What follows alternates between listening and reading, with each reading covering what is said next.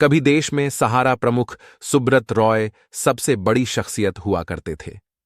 उनके यहां छोटे से कार्यक्रम में भी बड़े राजनेताओं से लेकर फिल्मी सितारों तक का जमावड़ा लगता था। लंबी गाड़ियों का काफिला उनके साथ चलता था। 75 साल की उम्र में उनका निधन हो गया।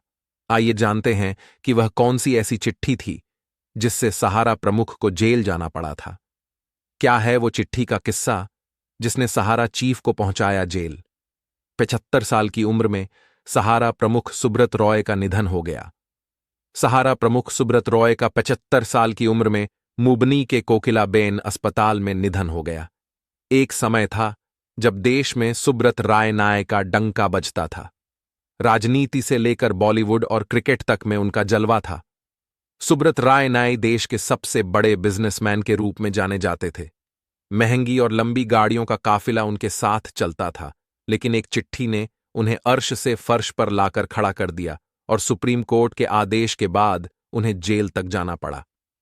आइए जानते हैं कि किसने वह चिट्ठी लिखी थी और उसमें ऐसा क्या था कि सहारा प्रमुख को जेल जाना पड़ा।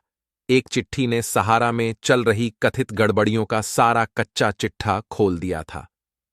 4 जनवरी 2010 को रोशन लाल नाम के एक व्यक्ति ने नेशनल हाउसिंग बैंक को हिंदी में लिखी चिट्ठी भेजी थी। रोशन लाल का दावा था कि वह इंदौर में रहते हैं और पेशे से सीए हैं।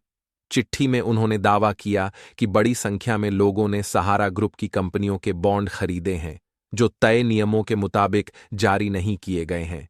ये बॉन्ड सहारा इंडिया रियल एस्टेट कॉरपोरेशन और सहारा हाउसिंग इन्वेस्टमेंट कॉरपोरेशन की ओर से जारी किए गए थे। उन्होंने इसकी जांच कराने की मांग की। सेबी के पास पहुंचा मामला नेशनल हाउसिंग बैंक ने इस चिट्ठी को सेबी के पास भेजी दी, क्योंकि उसके पास इसके जांच का अधिकार नहीं था।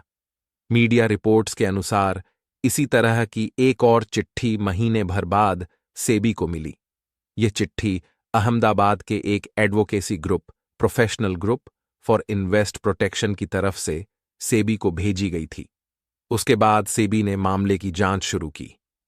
सुप्रीम कोर्ट पहुंचा मामला। सेबी ने मामले में अपनी जांच शुरू की और 24 नवंबर 2010 को सहारा ग्रुप के किसी भी रूप में लोगों से पैसा जुटाने पर प्रतिबंध लगा दिया।